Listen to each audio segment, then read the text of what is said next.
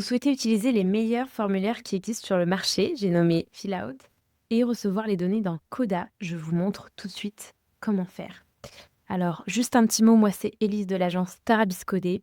Je crée des solutions sur mesure à partir de Coda et j'optimise les opérations des TPE, PME.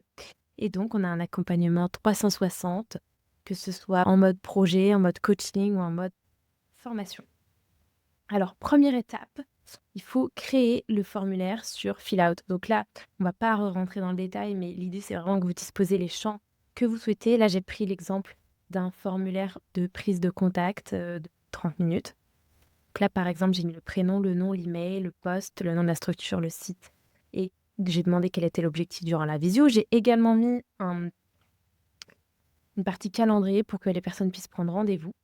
Et puis voilà, une petite page de fin. Une fois que vous avez créé le formulaire dans Fillout, il faut créer la table qui correspond dans Coda pour recevoir les données. Donc là, par exemple, prénom, on va dans Coda. On prend un nouveau doc, on fait /table. On va l'appeler par exemple réponse, allez, au formulaire. J'aime bien commencer par un identifiant. Ça va être l'identifiant de la réponse. Chaque réponse va avoir son propre identifiant. Ensuite, on a vu qu'on avait le prénom, le nom. Qu'est-ce qu'on avait d'autre dans le formulaire? Allez, l'email, on va pas tous les faire en live, mais je vais en mettre 2, 3. L'email, et puis on peut mettre, par exemple, la date, qui est la date du rendez-vous. Et là, on peut bien sûr personnaliser, peut-être pour mettre la date et l'heure.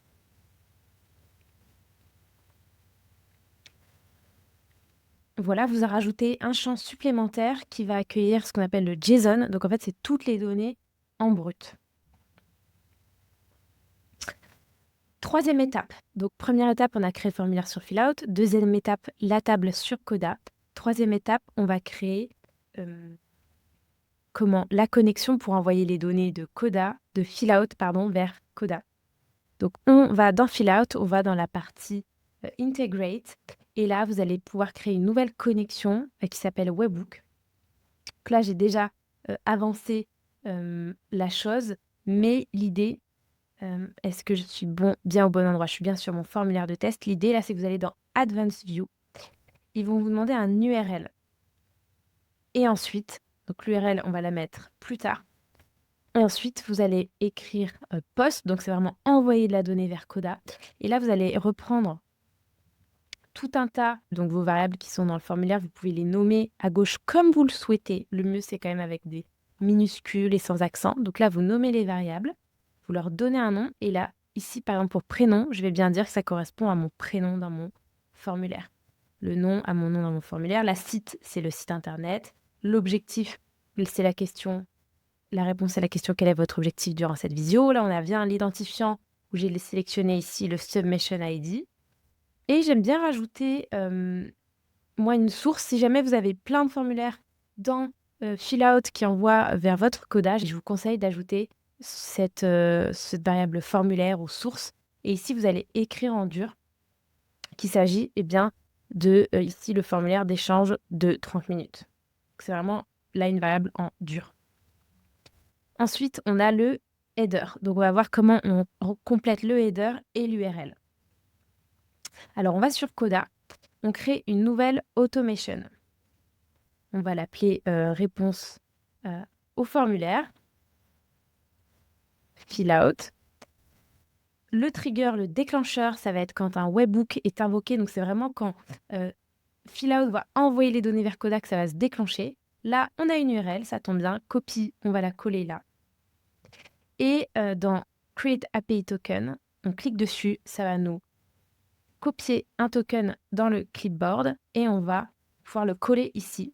Donc vous allez dans Static Value, là il faut bien écrire bearer avant et puis coller le token. Quand on retourne dans Coda, on est presque à la fin. En action, qu'est-ce qu'on va mettre? On va mettre un add row. L'objectif, c'est vraiment d'ajouter une ligne ici dans notre table réponse au formulaire. Donc, add row dans la table réponse au formulaire. Et on va simplement compléter le JSON avec le step one result. Donc, c'est vraiment l'étape enfin, le résultat du déclencheur, donc step one result, point, tout texte, et ça va nous mettre donc toute la donnée envoyée de Fillout en texte directement dans cette colonne-là. Est-ce qu'on ferait pas un petit test? Je vais sur On mon automation. Ici, je vais dans mon formulaire, update, je publie bien mon formulaire, je l'ouvre ici et je vais compléter.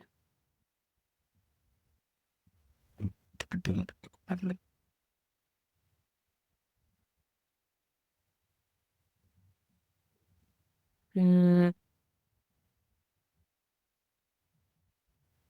choisir un créneau. Là, je choisis n'importe quel créneau, valider.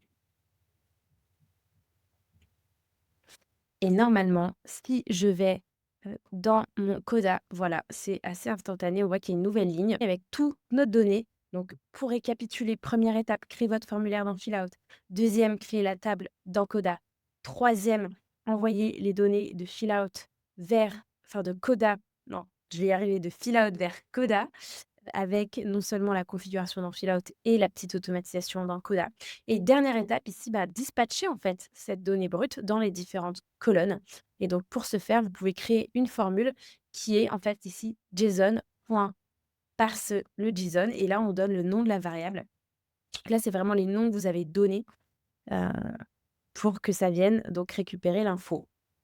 Donc je le refais, JSON.parseJSON.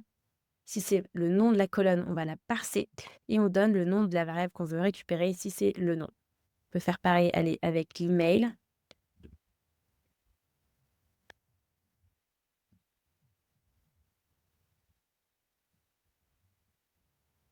Voilà.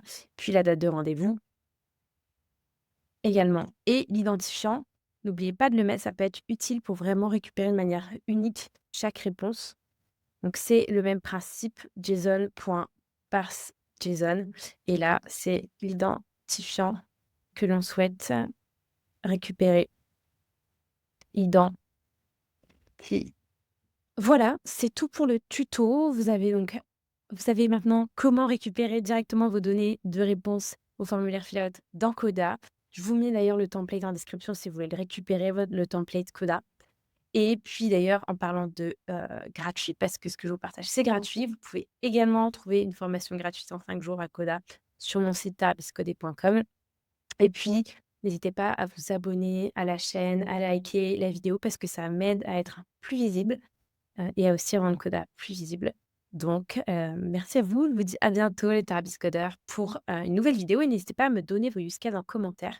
Comme ça, je les traiterai dans les vidéos à venir. Allez, salut!